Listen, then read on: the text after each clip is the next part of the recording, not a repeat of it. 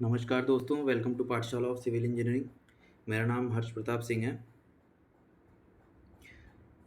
इस वीडियो में हम एसएससी जेईई 2023 के बारे में बात करेंगे कि उसकी प्रिपरेशन आप कैसे करें। जैसे ऑलमोस्ट आपके पास 4 से 5 महीने बचे हुए हैं, 6 महीने के आसपास बचे हुए हैं। तो आप वो 6 महीने कैसे इफ़ेक्टिवली यूटिलाइज़ करके मैक्सिमम मार्क्स को गेन कर सकें कि आपका सिलेक्शन एक अच्छे डिपार्टमेंट में हो जाए। सबसे पहले तो आपको एक सिलेक्शन लेना ज़रूरी है, फिर अगर सिलेक्शन मिलने की उम्मीद होती है तो फिर आप अच्छे डिपार्टमेंट की तरफ फोकस करिए कि अच्छा डिपार्टमेंट आपको मिल जाए कि आपकी लाइफ सेटल हो जाए थोड़ी सी। तो आपने थंबनेल में देखा ही होगा कि मैं इस वीडियो में क्या क्या बात करूँगा। एक तो शॉर्ट नोट्स माइंड मैप के बारे में बात करूँगा कि शॉर्ट नोट्स और माइंड मैप कैसे बनाया जाए, और कैसे मुझे ये चीज़ें हेल्प कर पाई कि मैं इतनी सारी चीज़ों को एक साथ मतलब रिटेन करके एक साथ रख सका। और एसएससी जेईई में रीजनिंग, जीएस और टेक्निकल को कैसे पढ़ा जाए कि अच्छे नंबर आ सकें। ये सब चीज़ें मैं बात करूँगा। वीडियो थोड़ी लंबी हो सकती है, पर ये सब चीज़ें पूरी डिस्कस करूँगा। तो पहले मैं बता देता हूँ कि मैंने कौन-कौन से एग्ज़ाम क्रैक किए और कैसे। एसएससी जेईई में मेरे 145 मार्क्स आए प्री में। मेंस भी अच्छा हुआ है। 270 मैंने अटेम्प्ट किया है मेंस में। 275 का अटेम्प्ट किया है अप्रॉक्स। तो चांसेस तो हैं, पर अभी कुछ कह नहीं सकते क्योंकि कन्वेंशनल होता है तो उसमें टीचर के माइंड के ऊपर डिपेंड करता है कि आपके कितने मार्क्स आएँगे। प्री भी मैंने क्लियर किया। सीजीएल का 116 समथिंग मार्क्स थे, ज़्यादा नंबर तो नहीं थे, पर हाँ क्लियर हो गया था। एमपीपीयूबी सब इंजीनियर का मेरा डीवी आने ही वाला है। अभी मेरे इस डिपार्टमेंट का आया नहीं है, बाकी 4-5 डिपार्टमेंट का हो चुका है, तो हो सकता है जॉइनिंग भी नेक्स्ट मंथ तक मिल जाए इसमें। पेट के परसेंटाइल हैं, ये लेखपाल का तो भी हो सकता है अगले महीने रिजल्ट आ जाए, पर अभी कुछ कह नहीं सकते। ये सारे एग्ज़ाम्स मैंने क्लियर किए हैं।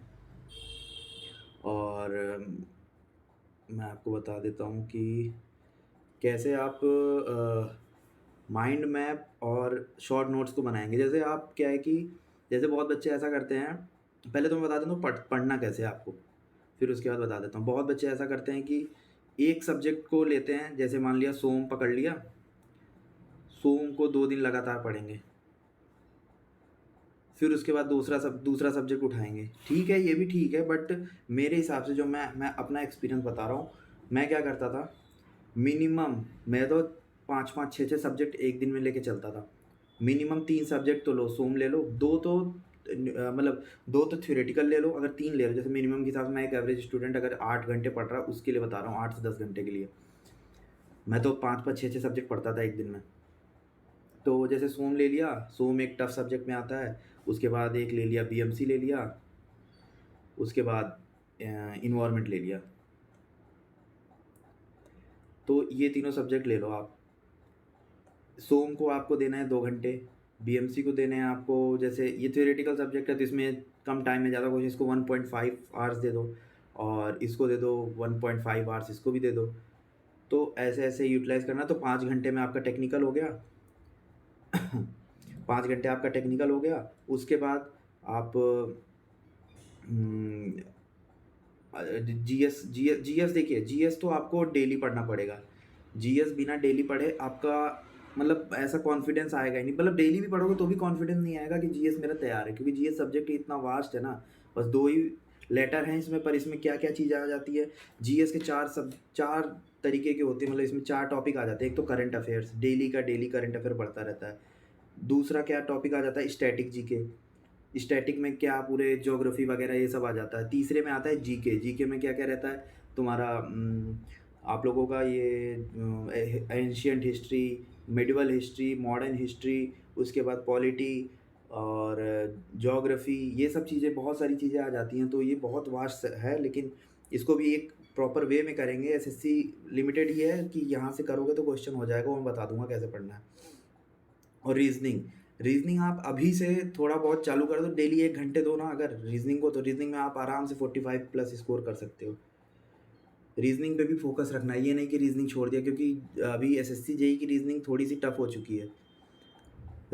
रीज़निंग सीजीएल वगैरह से तो टफ आती है एसएससी जेईई की। पहले तो ऐसा नहीं था, पहले ईज़ी आती थी, बट अब थोड़ा-सा लेवल बढ़ा दिया है एसएससी जेईई का। तो आपको ये सब चीज़ें लेके चलना पड़ेगा ताकि बाद में जाके दिक्कत ना हो कि आप लास्ट में जाके घबरा रहे हो कि रीज़निंग तो आ ही नहीं रहे नंबर। ये लास्ट मोमेंट पे होता है, मैंने देखा है मेरे साथ के जितने बच्चे थे, रीज़निंग उन्होंने पढ़ा नहीं, टेक्निकल लेके चले तो फिर रीज़निंग में नंबर नहीं आ रहे थे, उनके 35-35 नंबर आ रहे थे, वही उसमें भी बने हैं। तो आपको अगर 150 आप 150 टारगेट लेके चलो कि आपको 150 स्कोर करना है एसएससी जेईई में 150। 150 अगर आप स्कोर करते हो तो एक बढ़िया स्कोर माना जाएगा। बढ़िया नहीं, बेस्ट स्कोर माना जाएगा कि सिविल सिविल की बात कर रहा हूँ मैं। अगर 150 आप स्कोर कर रहे हो और मैं बताता हूँ कि ये सब चीज़ें देखो, अब उसके बाद रही अगली अगली बात आ गई टेक्निकल की। टेक्निकल तो बता दूँगा, उसमें टेक्निकल में आपके 12 से 13 सब्जेक्ट हैं कोर, कि जो उसके छोटे-छोटे तो ऐसे करके तो 15-16 हो जाते हैं, बट सब मिला-जुला के जैसे एफएम में ले लेते हैं, ओसीएफ और एफएम दोनों एक साथ लेते हैं और एचएम एक साथ, तीनों एक साथ लेके बना देते हैं हाइड्रोलिक्स। तो ये ऐसे-ऐसे करके टोटल 12 से 13 सब्जेक्ट होते हैं, जो एसएससी जेईई में आते हैं। तो आपको वो सारी चीज़ें 1 दिन में 2 घंटे के अंदर सारा देना है, तो उस हिसाब से आप पढ़ें। तो उसके लिए आपके लिए माइंड मैप और शॉर्ट नोट्स बहुत ज़्यादा ज़रूरी है। दिखाता हूँ मैं आपको, जैसा कि मैंने यहाँ पे बनाया हुआ है। ये देखो, जैसे एक तरीके का ये माइंड मैप है। आप अलग तरीके से भी बना सकते हो, ये जैसे मैंने बनाया था वो मैं बता रहा हूँ। माइंड मैप जैसे ये तो बहुत ज़्यादा पास-पास लिख दिया था, मेरे को एक्सपीरियंस नहीं था, कोई बताया नहीं था कैसे बनाना है। तो मैंने बहुत पास-पास लिख दिया, पर आप कोशिश करना ना कि थोड़ा-थोड़ा जगह छोड़ना। जैसे ये चीज़ है, ये चीज़ मैंने बाद में ऐड करा, ये चीज़ बाद में ऐड करा, बहुत मतलब कंजेस्टेड हो गया। ये चीज़ देखो मैंने बाद में ऐड करा। जो रेड वाली चीज़ें ये मैंने लगभग बाद में ऐड करे, और ये जो ब्लू वाली हैं, ब्लैक वाली हैं, ये मैंने शुरू में लिखा था। जो मेरे 2019 में जो मेरे पास पुराना नोट्स था, उसमें मैंने ये सब लिखा था। उस हिसाब से मेरा बहुत वीक था, तो मैंने ये सब भी लिख रखा था। मेरे को ये चीज़ें याद ही नहीं थी कि एक्सयू लिमिट से कम होगी, अंडर रेनफॉल है, आरसीसी का है ये। तो बहुत सारी चीज़ें, ये फ़ॉर्मूला भी मेरे को नहीं आता। बीटेक वाले बच्चे को तो ये सब याद रहता है, लेकिन मुझे कुछ नहीं आता, मेरा बहुत वीक था।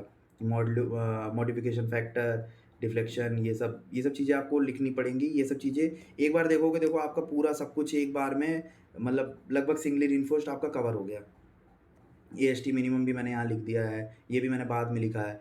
ये देखो मैंने आपको, ये मैं टेलीग्राम पे प्रोवाइड कर दूँगा, आप देख लेना कैसे मैंने करा है इसको, और आप इससे रिलेटेड। और हाँ, कलरफुल पेन यूज़ करना। इसमें देखो दिख नहीं रहा है, एक्चुअली मैंने 2 कलर का पेन यूज़ किया हुआ, ब्लैक और ब्लू, और ये रेड।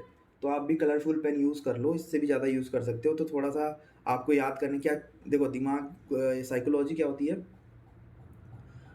दिमाग सबसे ज़्यादा शेप याद कर पाता है। शेप, फिर कलर, और सबसे ज़्यादा तो दिमाग जो है अपना सबसे ज़्यादा क्या याद रखता है, स्मेल। तो स्मेल का इसमें कोई यूज़ नहीं है, ये साइकोलॉजी है, ये सब मैंने यूट्यूब से सीखा था।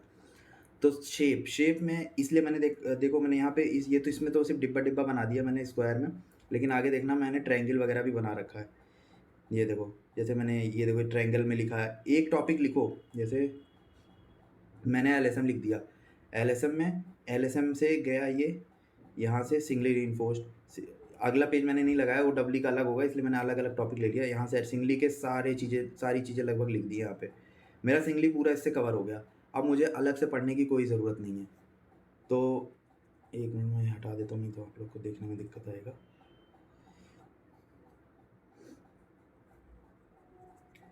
और ऐसे ही फिर दूसरे पेज पे बनाओगे डबली का, तो थोड़ा-सा कलरफुल पेन और ये अलग-अलग तरीके के बॉक्स यूज़ करोगे ना, तो आपके दिमाग में चीज़ें, मेरे दिमाग में ये सब चीज़ें छपी हुई हैं, कहाँ पे लिखा हुआ है, किस किस शेप का डिब्बा बना हुआ है, उसमें क्या लिखा हुआ है, मेरे को सब याद है।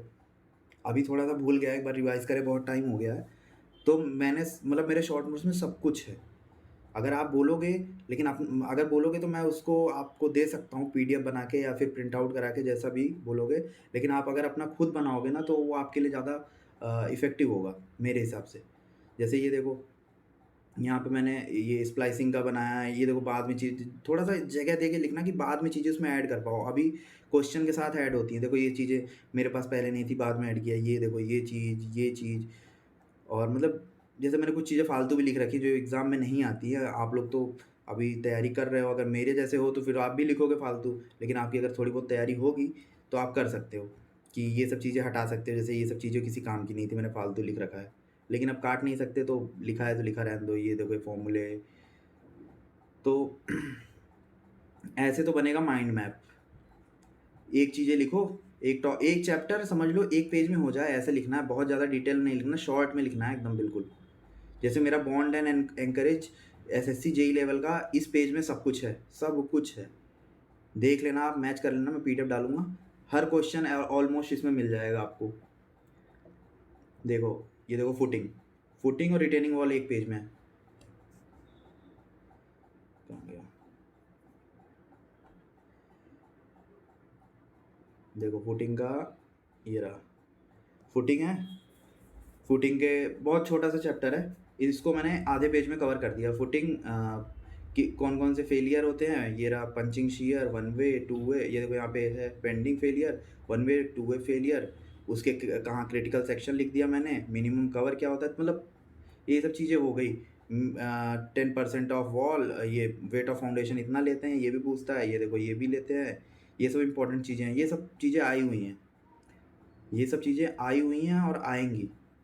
तो इसके बाहर कुछ नहीं जाने वाला, मेरे शॉर्ट नोट से बाहर कोई क्वेश्चन आता ही नहीं है। मतलब मान के चलिए आप कि मेरे शॉर्ट नोट से 80 to 85% क्वेश्चन मेरे शॉर्ट नोट से आते हैं, जैसा मैंने बनाया है, क्योंकि सब कुछ है मेरे शॉर्ट नोट्स में, इसलिए मुझे दिक्कत नहीं। मैं शॉर्ट नोट्स हमेशा अपने पास रखता हूँ। ये जैसे ये क्वेश्चन है, ये क्वेश्चन मुझे समझ नहीं आया पर मैं रटने के लिए लिख लिया मैंने। ये यूथ में ये क्वेश्चन दिया हुआ है, कई बार आया हुआ है क्वेश्चन और आ सकता है, तो मैंने इसको समझने के लिए लिख लिया, रटने के लिए लिख लिया बस।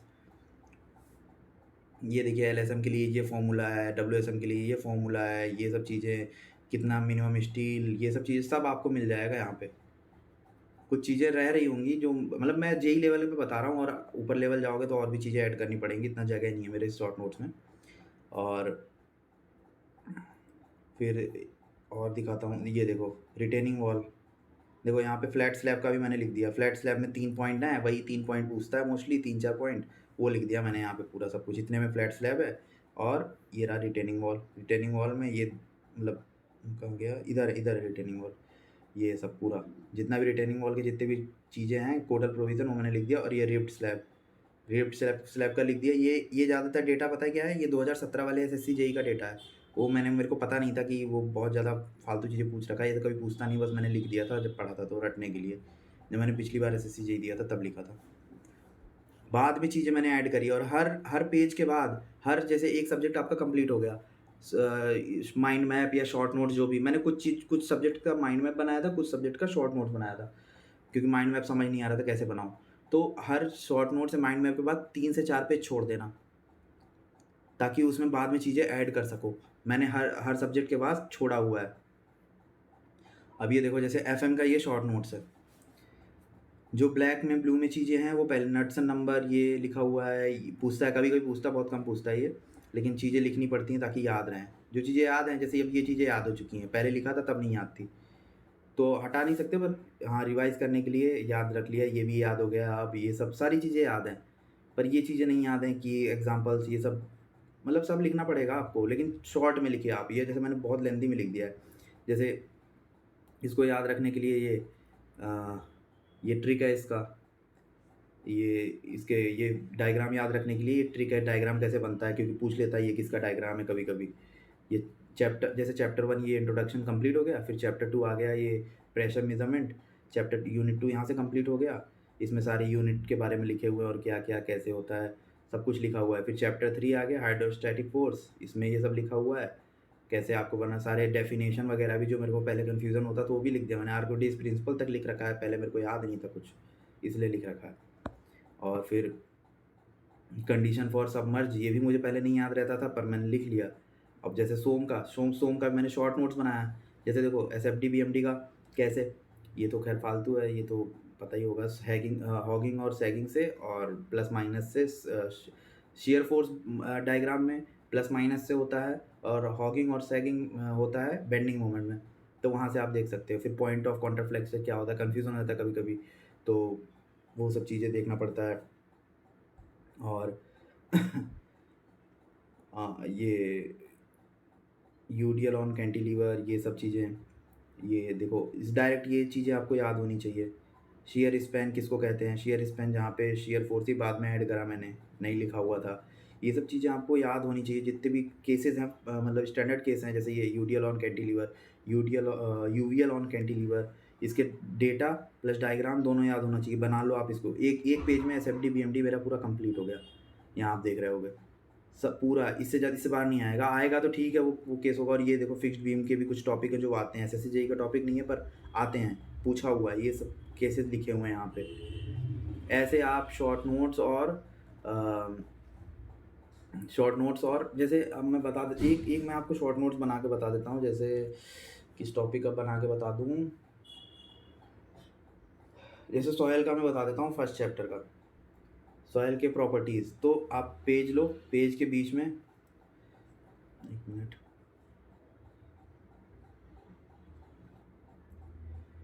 पेज के बीच में आप लिखो मतलब प्रॉपर्टीज़। अभी एक्चुअली क्या है कि मेरे पास स्टाइलस नहीं है, तो इस चक्कर में दिक्कत आ रही है। अभी ऑर्डर किया हुआ है तो मैं सही से लिख नहीं पा रहा हूँ। प्रॉपर्टीज़ लिख दिया, इसको डब्बे में बंद करो, ठीक है। अब प्रॉपर्टीज़ में आपके पास जितने फॉर्मूले हैं, जैसे वर्ड रेशियो का formula, volume of word upon जो भी है, याद ही नहीं आ रहा अभी कुछ, volume of word upon volume of solid, और पोरोसिटी का हो जाएगा volume of word upon total volume porosity. ऐसे मतलब सारे फॉर्मूले लिख दो यहाँ पे, ऐसे ऐसे बना के, जितने भी फॉर्मूले आपके प्रॉपर्टीज़ बेसिक फॉर्मूले हैं जो पूछता है डायरेक्ट आपके एग्ज़ाम में, उससे न्यूमेरिकल पूछ लेगा, वो लिख लो। फिर उसके बाद क्या लिखना होगा, इधर बना लो, इधर लिखो कि जैसे सी यू का फॉर्मूला, सी का फॉर्मूला और उनकी लिमिट, इनकी भी लिमिट यहाँ साइड में लिमिट भी लिखो, इनकी क्या क्या लिमिट हो रही है, इनकी दोनों की लिमिट क्या है, मतलब इन सारे लोग प्रॉपर्टीज़ की लिमिट क्या है, सी और फाइननेस मॉड्यूलस का फॉर्मूला क्या होता है, वो सब सारी चीज़ें आपको लिखना पड़ेगा। अगर आप, मेरे पास शॉर्ट नोट्स में सब ऐसे ही बना हुआ है, अगर आप बोलोगे तो मैं आपको प्रोवाइड कर दूंगा, पर मेरे हिसाब से आप खुद बनाओ। जहाँ डाउट आए आप टेलीग्राम पे मुझसे पूछो, टेलीग्राम का लिंक मैं डिस्क्रिप्शन, हर वीडियो के डिस्क्रिप्शन बॉक्स में मैंने डाल रखा है टेलीग्राम का लिंक, कोई वीडियो खोल लो, वहाँ से आ जाओ, आप मेरे से कनेक्ट हो सकते हो। आप बोलोगे तो मैं अपना नंबर भी शेयर कर दूंगा अगर आपको मेरे से बात करनी होगी तो, पर्सनली। और यहाँ ये तो हो गया आपका, ये शॉर्ट नोट्स और माइंड मैप कैसे बनेगा ये बता दिया मैंने। ये अगर इसमें कुछ डाउट आता है तो आप ग्रुप में पूछना। और मैं अब इसके बाद बताता हूँ कि बेस्ट बुक जो मैं जानता हूँ कि कौन सी बुक सबसे बढ़िया है, ये यूथ कंपटीशन टाइम्स की, ये मेरे हिसाब से अभी तक की बेस्ट बुक है जो जिससे मैंने पढ़ाई करा है।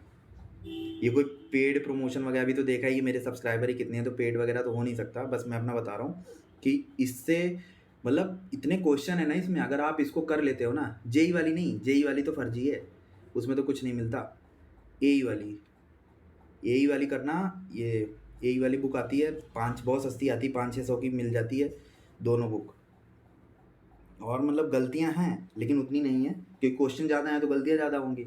हर बुक में मान के चलो 10% गलती रहती है, मतलब क्वेश्चन में गलत रहता है 10% के आसपास। अब इसमें क्वेश्चन भी ज़्यादा हैं तो परसेंट भी बढ़ जाएगा। जैसे मान लो 1000 क्वेश्चन है, मतलब जैसे जो बड़े बड़े सब्जेक्ट हैं उनमें तो बहुत ज़्यादा क्वेश्चन हैं। जैसे सॉइल में हो गए, सॉइल में तो मेरे ख्याल से, एक मिनट, सॉइल में 1800 के आसपास क्वेश्चन है। और जैसे छोटे सब्जेक्ट में हाइड्रोलॉजी में 700 क्वेश्चन है, 700-800 क्वेश्चन है, इरिगेशन में 700-800 क्वेश्चन है। मतलब क्वेश्चन इतने हैं ना कि उससे आपका हर एक टॉपिक, ये फर्स्ट पार्ट, हर एक टॉपिक कवर हो जाएगा। ये फर्स्ट पार्ट है और ये सेकंड पार्ट है।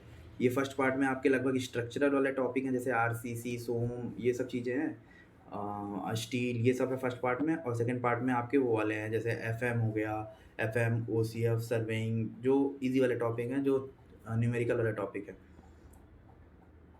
वो इस सब्जेक्ट में आ जाएगा, इन दोनों में आ जाएगा। आप मेरे हिसाब से ये प्रैक्टिस करो, अभी आपके पास मतलब टाइम है काफ़ी। आप थोड़ा स्पीड से करना होगा, जो कुछ चीज़ें आंसर गलत दिया हुआ पर आप ग्रुप में आके डिस्कशन कर सकते हो। हाँ, एक चीज़ और, जो क्वेश्चन इसमें गलत दिया हुआ आप टेलीग्राम चैनल पे ज्वाइन करके मेरे को वहाँ पे भेजोगे तो मैं उसका सही आंसर, अगर मैंने उसको सही करेक्ट किया होगा तो मैं आपको सजेस्ट कर दूँगा। अगर नहीं होगा तो मैं बता दूँगा कि मुझे भी नहीं पता, लेकिन कोशिश करूँगा कि मतलब आप अगर जैसे 10% को आंसर गलत है इसमें, मान के चल रहा हूँ मैं 10% के आसपास, 10% ज़्यादा बोल रहा हूँ, 5% आंसर गलत होंगे इसमें। जैसे 1800 क्वेश्चन है तो मान के चलो 90 के आसपास आंसर गलत होंगे 90 क्वेश्चन के, तो उससे ज़्यादा नहीं गलत है एक सब्जेक्ट में। 90 भी ज़्यादा बोल रहा हूँ, 50 होंगे मैक्सिमम। तो आप वहाँ पे वो क्वेश्चन डालोगे तो उन 50 क्वेश्चन जो गलत होंगे ना, उनमें से लगभग 30-40 के मैं आंसर सही बता दूंगा कि ये इसका सही आंसर ये है। तो आप उसको चेंज कर लेना, क्योंकि मैंने अपने बुक में सब चेंज कर रखा है। और अगर वो जो बाकी जो डाउट वाले हैं वो तो मैं भी वो क्लियर कर रहा हूँ। अगर कहीं से क्लियर हो जाएगा मैं आपको एक बता दूंगा, अगर आपके एग्ज़ाम में आता है कि क्या लगाओगे आप, जैसे पूछते बच्चे कि अगर आ गया तो क्या लगाऊं, तो मैं बता दूंगा आपको क्या लगाना है। तो यहाँ से आप ये बुक आप प्रैक्टिस करो दोनों। पहले अब मैं बताता हूँ आपको कि पढ़ाई कैसे करोगे। देखो, डेली आपको पहली बात तो कंसिस्टेंसी बहुत ज़रूरी है। हफ्ते में 6 दिन पढ़ाई करो। 7वें दिन जितनी 6 दिन में पढ़ाई किए हो, जितने मतलब डेली पढ़ाई करते हो, उसका हाफ पढ़ाई करो और हाफ इंजॉय करो। जैसे मान लो आप 6 दिन 8 घंटे पढ़ रहे हो, 10 घंटे पढ़ रहे हो, 8 घंटे कम है, 10 घंटे पढ़ो, 10 घंटे 6 दिन पढ़ो, और 7वें दिन आप 5 घंटे पढ़ो। ये नहीं कि 5वें दिन बिल्कुल जीरो कर दिया, ऐसा नहीं करना है बिल्कुल भी। 5वें दिन आपको 5 घंटे पढ़ना है। कैसे भी पढ़ो, आप थोड़ा सा गैप ले, एक एक घंटे करके पढ़ो, लेकिन पढ़ो। संडे के दिन आप थोड़ा रेस्ट करो, आराम करो, घूमो टहलो। लेकिन ये आपको, अगर ये तरीका आप 6 महीने तक, जब तक एग्ज़ाम है, 6 मंथ मान रहा हूँ, 6 मंथ तक अगर अपना लिए ना, तो आपका सिलेक्शन पक्का है। सिलेक्शन और रैंक भी आ सकती है अगर आप ऐसे पढ़ते रहे तो। और अब मैं बता देता हूँ कि आपको पढ़ना कैसे है, ये रीजनिंग वगैरह कहाँ कहाँ से कैसे। देखो, पहला मैं रीजनिंग ले रहा हूँ।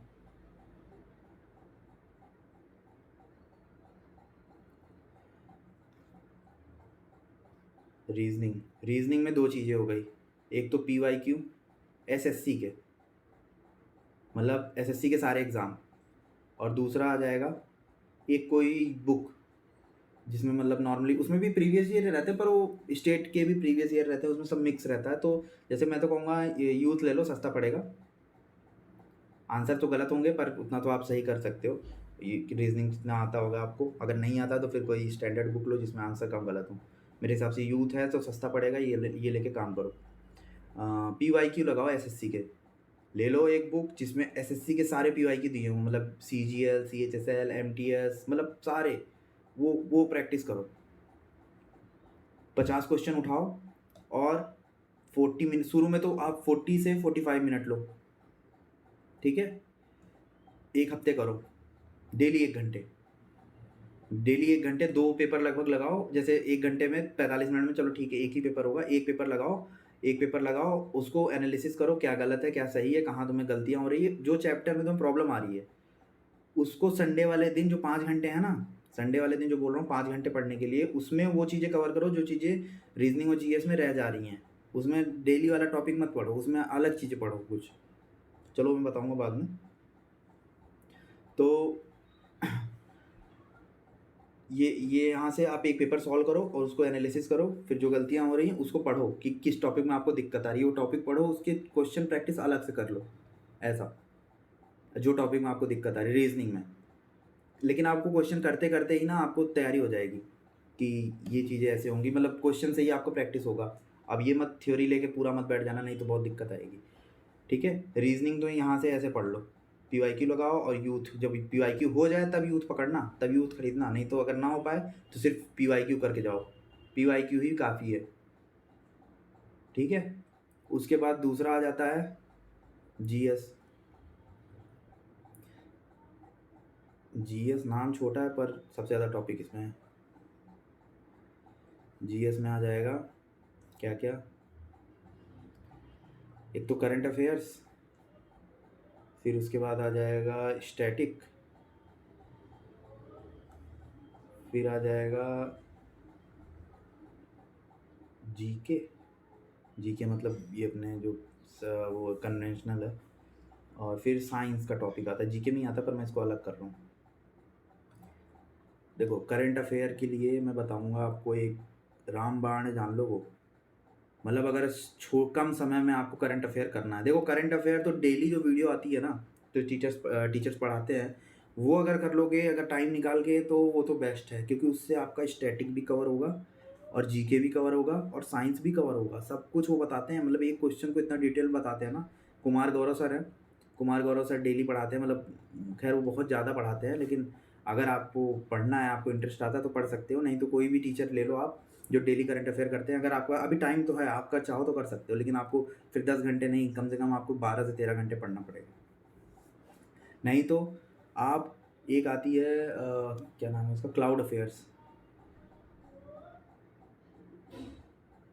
क्लाउड अफेयर्स, क्लाउड अफेयर्स की मंथली वो आती है, 100 क्वेश्चन होते हैं उसमें।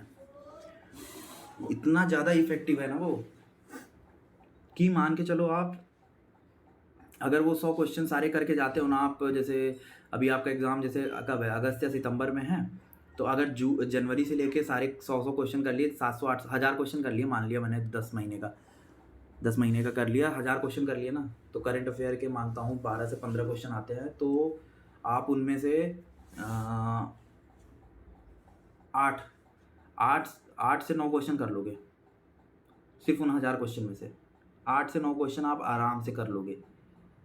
और वो बहुत बहुत अच्छा है, मतलब कम समय में अगर आपको ये करना है करंट अफेयर कवर, तो आप क्लाउड अफेयर्स प्रेफर करो। उसका ऐप आता है, अब तो साइट बंद हो गई शायद उनकी, ऐप आता है, ऐप बहुत सारे, क्लाउड अफेयर नाम से नहीं हुआ ऐप, ऐप का नाम कुछ और है। अगर आप बोलोगे तो मैं बता दूंगा, आप टेलीग्राम पे आके मेरे से पूछ लेना। स्टैटिक, स्टैटिक कहाँ से पढ़ोगे? स्टैटिक के लिए तो सबसे बढ़िया है लूसेंट, पर ये बहुत ज़्यादा डिटेल में है, ठीक है। तो स्टैटिक और जीके मैं साथ में लेके चलता हूँ एक बार, और स्टैटिक में कुछ चीज़ें अभी ऐड करूँगा मैं, क्या इस बार ज़्यादा पूछ रहे हैं, मतलब मैंने पेपर दिया तो क्या क्या चीज़ें आई। तो लूसेंट, लूसेंट ले लो, अगर लूसेंट अभी टाइम है, अगर लूसेंट पढ़ना चाहो तो पढ़ो, खैर वो बहुत बोरिंग भी है मेरे हिसाब से। मैंने पढ़ा था, शुरू में पढ़ा था, अब तो बहुत डिटेल में पढ़ लिया मैंने। मनोहर पांडे,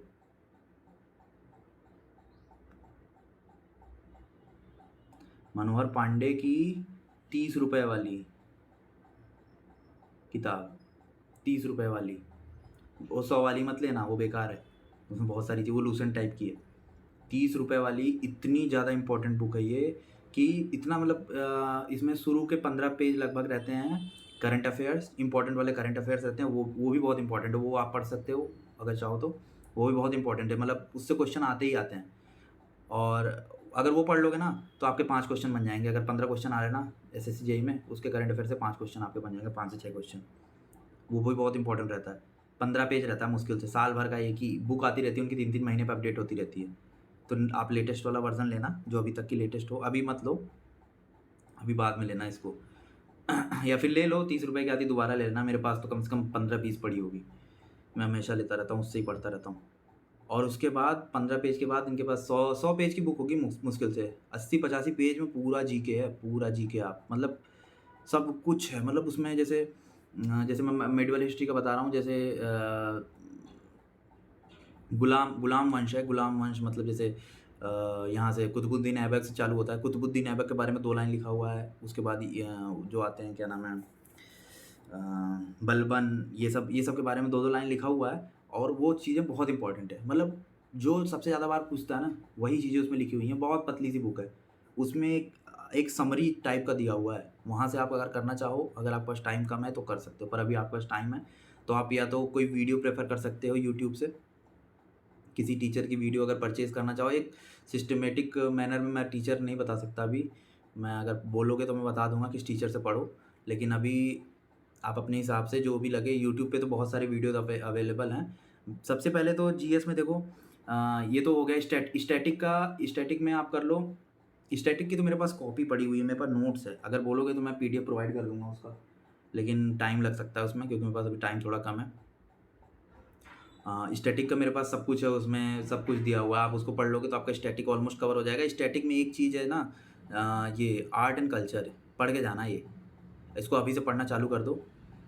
हर स्टेट का आर्ट एंड कल्चर जो है ना, इस बार मतलब मान के चलो इतना क्वेश्चन पूछा है ना एसएससी में इस बार, जीएस इसी से तो टफ हो गई, मतलब जेईई, सीजीएल, स्टेनो, सीएचएसएल, हर जगह आर्ट एंड कल्चर से बहुत, और sports, art and culture and sports, ये जगह से इतने सारे क्वेश्चन आ रहे हैं ना, कि मतलब मान के चलो अगर एसएससी जेईई में 50 क्वेश्चन आ रहे हैं ना, तो 12-13 question art and culture sports से थे, 15 क्वेश्चन के आसपास।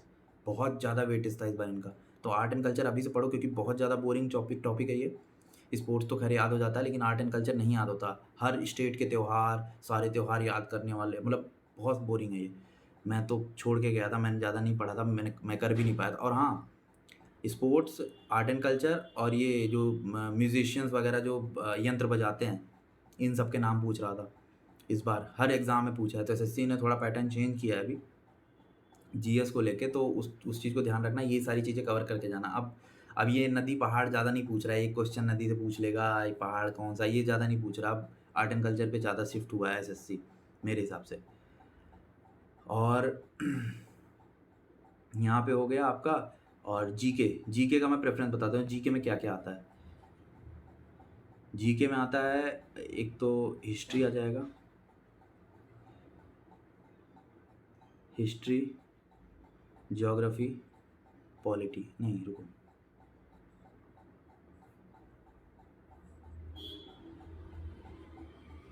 पॉलिटी और हिस्ट्री और ज्योग्राफी।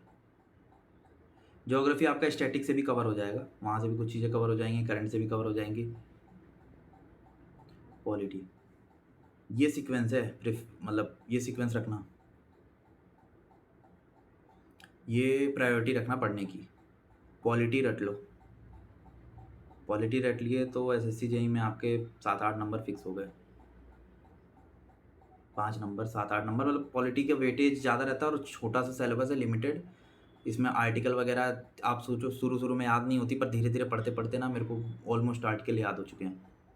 तो धीरे धीरे याद होंगी, ऐसा मत सोचना कि एक बार में याद हो जाएगा। मेरे को भी बहुत याद, तो अभी पूछ लोगे तो एक भी नहीं बता पाऊंगा। अभी कुछ मोटे मोटे आर्टिकल्स याद हैं जो मेन है, फंडामेंटल राइट्स वगैरह ये सब याद है।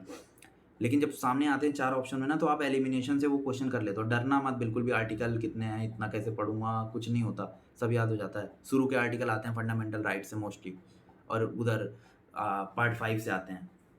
बस इतना ही आता है, कितने पार्ट हैं। पॉलिटी के नोट्स मतलब किसी टीचर से पढ़ लो, मेरे हिसाब से तो पॉलिटी सबसे बेस्ट पड़ेगा। वो टीचर अच्छे से पढ़ा देगा, उसका नोट्स बना लेना प्रॉपर, और उसको बार बार पढ़ना, कम से कम 10 से 15 बार पढ़ना, याद हो जाएगा। हिस्ट्री में क्या क्या होता है, हिस्ट्री में भी 3 चीज़ें होती हैं। एक तो एंशियंट हिस्ट्री, नहीं ऐसे नहीं, पहले आ गया मॉडर्न हिस्ट्री, मॉडर्न हिस्ट्री, फिर आ गया अरे यार एक मिनट,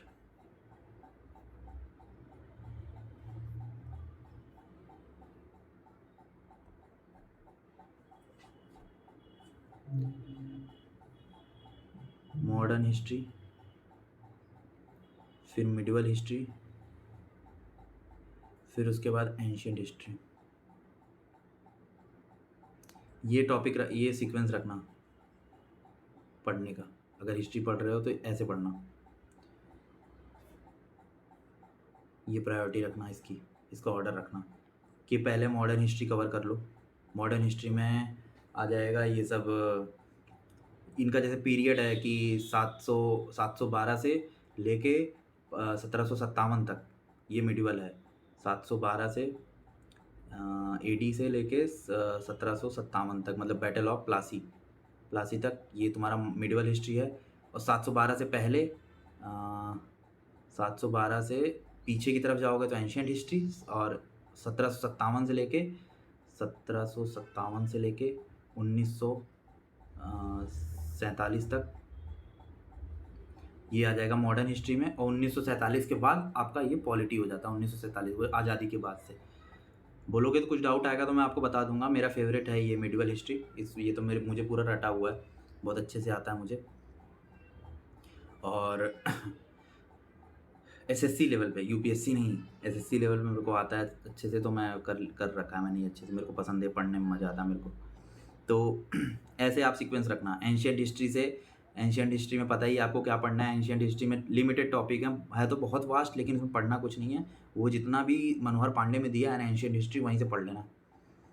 जितना दिया हुआ है बुद्ध के बारे में, सिख गुरुओं के बारे में पढ़ लेना, और ये सभ्यताओं के बारे में पढ़ लेना, ये सब चीज़ें पढ़ लेना, एंशिएंट हिस्ट्री कवर हो जाएगा और मिडिवल हिस्ट्री से भी बहुत कम क्वेश्चन आता है, तो वहाँ से पढ़ लेना, वो मनोहर पांडे कवर हो जाएगा।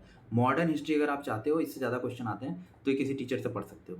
ये दोनों पे ज़्यादा फोकस मत करना, ये दोनों पे ज़्यादा फोकस मत करना। ये मॉडर्न हिस्ट्री किसी टीचर से पढ़ लेना और पॉलिटी पढ़ लेना। ज्योग्राफी के लिए मैं प्रेफर करूँगा अनुराग सर। उन्होंने ज्योग्राफी इतना अच्छा पढ़ाया है ना, आप बोलोगे तो मैं लिंक प्रोवाइड कर दूँगा। मतलब बहुत अच्छा, ये एक नंबर ज्योग्राफी पढ़ाया सर ने। उसके बाहर चीज़ें आती ही नहीं, स्टैटिक, करंट सब कवर करके पढ़ाया है उन्होंने, बहुत अच्छा पढ़ाया है। एक चैनल है, मैं चैनल का नाम नहीं याद है, आप बाद में पूछोगे अगर चैनल हमारे टेलीग्राम पे आके, तो मैं बता दूँगा आपको क्या पढ़ना है कैसे, ठीक है? और फिर जीएस हो गया, अब इसके बाद मैं बता देता हूँ टेक्निकल। टेक्निकल जैसे मैंने शुरू में आपको टेक्निकल का एक्चुअली बता दिया है कि कैसे पढ़ना है। आपको दिन भर में एटलीस्ट 3 सब्जेक्ट लेके चलना है। 3 सब्जेक्ट लेके चलना है। पहले उसके थियरी को अच्छे से पढ़ना है। जब थियरी आपका क्लियर हो जाए तो फिर आपको 3 सब्जेक्ट में एक तो रहेगा कॉन्सेप्चुअल रहेगा और दूसरा दो जो रहेंगे थ्योरेटिकल रहेंगे। ये दोनों थ्योरेटिकल रहेंगे, मतलब जो इजी सब्जेक्ट आपको लगता हो वो आपके हिसाब से रहेगा, सबका अलग अलग प्रेफरेंस रहेगा। जो आपको टफ लगता हो एक सब्जेक्ट वो रखो और 2 सब्जेक्ट ईजी रखो, ऐसे पढ़ो। पहले थियरी कवर मतलब पहले उसके कॉन्सेप्ट पढ़ो, थियरी कवर करो, सब कुछ अच्छे से पढ़ लो, उसके बाद क्वेश्चन प्रैक्टिस करो, ठीक है? उसके बाद क्वेश्चन प्रैक्टिस करो। ये पहली बार का बता रहा हूँ मैं, दूसरी बार का अलग पैटर्न होगा। पहली बार जब अगर आप पढ़ रहे हो, मतलब चालू कर रहे हो तैयारी, तब ऐसे करना है आपको। कोई थ्योरी पढ़ो अच्छे से, फिर सारे क्वेश्चन प्रैक्टिस करो। और क्वेश्चन कैसे प्रैक्टिस करना है, जैसे यूथ से मान लो कर रहे हो ना, तो जो क्वेश्चन हो जाए उस पर मत टिक लगाओ, मतलब उसको छोड़ दो। और जो क्वेश्चन आपको डाउट हो रहा है, जैसे एक क्वेश्चन में आपको ज़्यादा डाउट हो रहा है, एक क्वेश्चन आपसे सॉल्व ही नहीं हुआ, आपको सॉल्यूशन देखना पड़ा कि कैसे सॉल्व होगा, तो उसको गोला कर दो। मैं ऐसे ही करता था। जैसे मान लिया 1 2 3 4 क्वेश्चन है, पहला क्वेश्चन मुझसे हो गया तो इस पर टिक लगा दिया मैंने, ईजी था। दूसरे क्वेश्चन में मुझे थोड़ा सा डाउट आ गया, मतलब हल्का सा कि मतलब दिमाग लगाना पड़ा, तो इसको मैंने ऐसे टिक कर दिया कि डाउट भी है, हो भी गया पर। और तीसरा क्वेश्चन में क्या हुआ कि काफ़ी टफ था क्वेश्चन, पर न्यूमेरिकल था, तो इसको मैंने हो तो गया मुझसे, पर बहुत टाइम लगा और नोट्स खोल के देखना पड़ा, तो इसको मैंने टिक तो लगा दिया पर स्टार बना दिया इस पर। और चौथा क्वेश्चन ऐसा था जो मुझसे हुआ ही नहीं, इस पर मैंने गोला बना दिया। इसको मैं अगली बार भी करूँगा। मतलब ये रहेगा प्रेफ़रेंस, जैसे आपके पास टाइम ज़्यादा बच रहा है तो ये तीनों ये पढ़ना ही नहीं है, ये तो हो गया तो छोड़ दो इसको, ये तो अगली बार भी हो जाएगा, इतना ध्यान रखना। ये तीनों क्वेश्चन जैसे टाइम ज़्यादा है, ये तीनों पढ़ लो। ये तीनों टाइप के क्वेश्चन, टाइम कम है तो ये दोनों टाइप के क्वेश्चन पढ़ लो। रिवीजन आपको करना है कि कुछ चीज़ें मतलब एग्ज़ाम से पहले, एग्ज़ाम के 1 मंथ पहले वाले टाइम पे ये कर लो। अगर बिल्कुल ही 10 ही 15 दिन बचे हैं, सिर्फ ये क्वेश्चन एक बार पलट के देख लो सारे, रट लो एक तरीके से कि आंसर क्या है। पहली बार टाइम लगेगा, दूसरी बार टाइम नहीं लगेगा। आपको youth times, youth YCT, youth competition times मान के चलो कम से कम 2 बार करना है, 2 से 3 बार करो। मैंने 3 बार किया है एटलीस्ट। मैंने तो बहुत सारी बुक्स सॉल्व कर रखी है, तो आप 2 से 3 बार करो। पहले तो अच्छा हाँ, यूथ कंपटीशन आपको पहले नहीं करना है, पहले आपको एसएससी जेईई के पीवाईक्यू करने हैं। ये तो बोलना ही भूल गया मैं, एसएससी जेईई के पीवाईक्यू। जब एसएससी जेईई के पीवाईक्यू हो जाएँ, अब आपको वो कितनी बार 4 से 5 बार करना है उसको। जब वो हो जाएंगे तब आप यूथ लोगे, ये ध्यान देना आप, ठीक है? नहीं तो फिर आप कंफ्यूज हो जाओगे, ये पहले ही यूथ उठा के बैठ गए। पहले एसएससी जेईई के पीवाईक्यू, ध्यान रखना इस बात को। अब जो लास्ट में वीडियो नहीं देखेगा वो फिर यूथ के चक्कर में पड़ जाएगा, फिर मुझे बोलेगा। लास्ट तक वीडियो अगर जो देखेगा उसको समझ में आ जाएगा। पहले आपको पीवाईक्यू करना है, उसके बाद फिर यूथ कंपटीशन करना है। पीवाईक्यू आपको रट जाए एकदम से सब कुछ, तब आप यूथ उठाना, नहीं तो फिर कन्फ्यूज़न होगा बहुत ज़्यादा, क्योंकि यूथ में क्वेश्चंस थोड़े टफ, क्योंकि वो ए लेवल के क्वेश्चंस हैं, ठीक है? फिर ये सब हो गया। ये मैंने वीडियो बनाने में थोड़ा डिले करा क्योंकि मैं थोड़ा बिज़ी था इस टाइम पे, घर गया हुआ था। अब मैं वीडियो रेगुलर बनाऊंगा और हम ये भी सोच रहे हैं कुछ पढ़ाना भी स्टार्ट किया जाए। अब थोड़ा फ्री हो जाऊँ उसके बाद पढ़ाना स्टार्ट करते हैं, मे बी नेक्स्ट मंथ से। और ठीक है, फिर अगर आप लोग को कोई डाउट आता है तो हमारे टेलीग्राम चैनल पे आइए। अगर आपको मेरे से कॉल पे पर्सनली बात करनी है तो मैं नंबर आपको दे दूँगा, आप बात कर सकते हो। वहाँ पे आओ, आप मुझे कॉन्टैक्ट कर सकते हो। वैसे वहीं आपका डाउट सारा मैं क्लियर कर दूँगा। और टेलीग्राम चैनल का लिंक डिस्क्रिप्शन बॉक्स में डाल दूँगा, और वहाँ से आप जॉइन कर सकते हो उसको। और वीडियो को लाइक करिए, सब्सक्राइब कर दीजिए चैनल को, और शेयर करिए, ज़्यादातर लोगों तक पहुँचे। फिर मैं भी थोड़ा-सा मोटिवेशन मिलेगा मुझे भी इससे, कि मोटिवेशन मिले तो फिर मैं जल्दी-जल्दी वीडियो बनाऊँ। अभी तो क्या बताऊँ, जॉइनिंग वगैरह आ जाएगी तो और बिज़ी हो जाऊँगा, पर मैं चाहता हूँ कि आप लोग भी सिलेक्शन लो, इसलिए मैं अपना एक्सपीरियंस शेयर कर रहा हूँ। ठीक है, आशा करता हूँ आप सभी लोग ठीक होंगे। Thank you.